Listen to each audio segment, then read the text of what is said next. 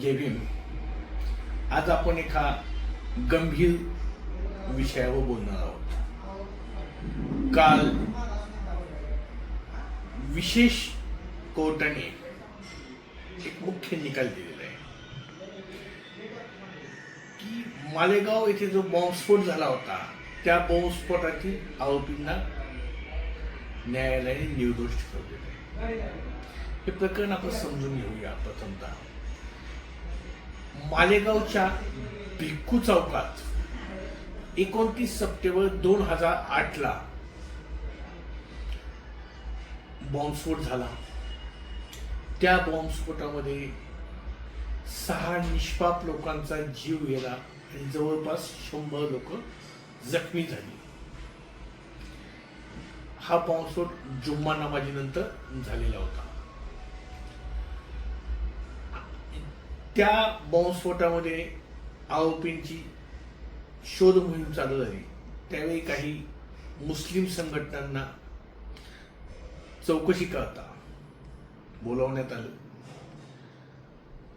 त्यानंतर काही उजव्या संघटना ज्या हिंदुत्ववादी आहेत त्यांना चौकशीसाठी बोलवण्यात आलं आणि त्या तपासामध्ये अभिनव भारत संघटनेचे जे कार्यकर्ते आहेत, कर्नल प्रसाद पुरोहित असतील, साध्वी प्रज्ञा सिंह असतील, मेजर रमेश उपाध्याय असेल, समीर कुलकर्णी असेल, अजय राहिरीकर असेल, असे एकूण 11 जण आरोपी म्हणून निष्पन्न झाले.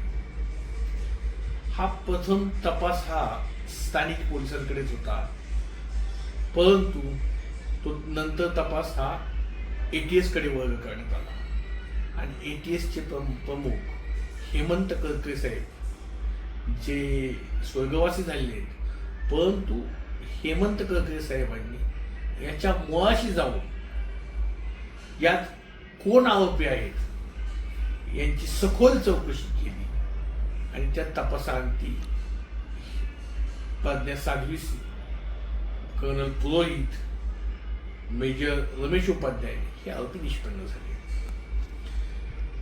यांच्यावर मकोकाही लावण्यात आला, परंतु नंतर वरिष्ठ कोर्टामध्ये युक्तिवाद झाल्यानंतर तो रद्द करण्यात आला. जी तपास यंत्रणा कार्यान्वित होती त्या तपास यंत्रणेला तो मोटारसायकल मधील बॉम्ब सापडला होता आणि त्या पद्धतीने तपास चालू होता. पण ATS ने तपास करून जवळपास संपूर्ण तपास पुराही केलेला होता,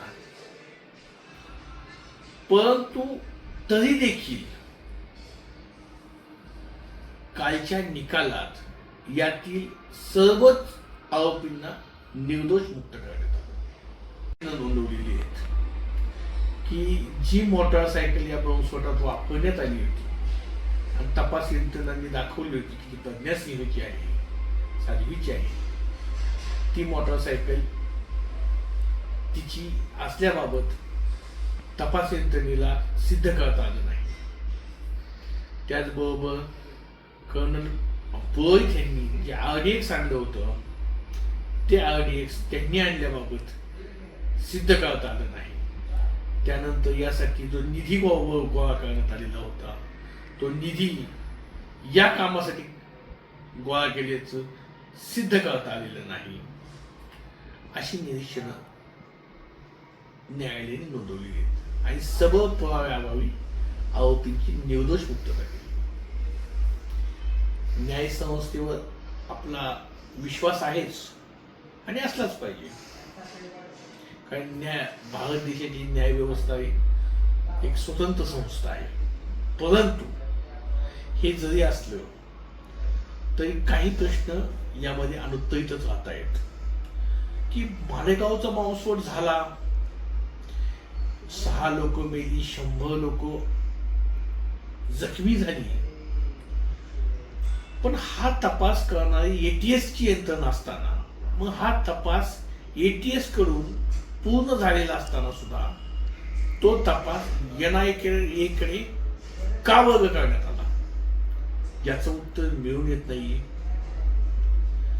जो तपास ATS केला होता. हेमंत करकरे साहेब त्याचे प्रमुख होते, ते त्याच्या मुळाशी गेलेले होते. त्यांनी जो दस्तऐवज गोळा केलेला होता, त्याचे पुरावे गोळा केलेले होते, हे पुरावे ग्राह्य न धरता किंबहुना ते सोबत न घेता NIA ने वेगळे पुरावे का गोळा केले, हा एक प्रश्न निर्माण होतोय. त्याचबरोबर सगळ्यात महत्वाची गोष्ट की यामध्ये काही सरकारी साक्षीदार होते, काही अधिकारी सरकारी होते, काही अगदी संरक्षण खात्याचे होते. या अधिकाऱ्यांनी आपली साक्ष नंतर बदलली, फिरवली. मग यांच्यावर कुठल्याच प्रकारचा गुन्हा का दाखल झाला नाही, हे जे प्रश्न आहेत ते साधे प्रश्न आहेत, परंतु त्याचं उत्तर अनुत्तरित राहते. त्याचबरोबर प्रामुख्याने एक लक्षात येतं ते म्हणजे सरकारने जसं मुंबई बॉम्बस्फोटातील आरोपींच्या बाबतीत वरिष्ठ न्यायालयात दाद मागितली, आज मालेगाव बॉम्बस्फोटातील आरोपी जरी निर्दोष झालेले असतील तरी त्यासाठी सरकार वरिष्ठ न्यायालयात दाद मागणार का हा विषय इथं संपवणार, हाही प्रश्न आहे. आणि जर हे आरोपी नाही तर मग आरोपी नक्की कोण आहे? बॉम्बस्फोट तर झालेला आहे, मग आरोपी कोण आहेत याचाही उलगडा होणं गरजेचं आहे, ते जनतेसमोर येणं गरजेचं आहे. तर जे पीडित कुटुंब आहे त्याला न्याय मिळेल आणि एवढी मोठी यंत्रणा जी कार्यान्वित होती ते नक्की कोण आहे यामागचं, या कटाचा सूत्रधार कोण आहे याचाही शोध लागेल, परंतु तसं काही झालेलं नाही. एकंदरीत या निकालावरून असंही स्पष्ट होतंय जसं की मनुस्मृतीच्या संहितेनुसार ब्राह्मणने कोणताही अपराध केला तरी तो क्षम्य असतो, कारण ब्राह्मण हा अपराधी होऊ शकत नाही किंवा तो आरोपीच्या प्रक्रियेत उभाच राहू शकत नाही. ही जे मनुस्मृतीची संहिता आहे तसंच कुठे होतंय का? लोकशाही धोक्यात येते का? विचार करा आणि कमेंट करा.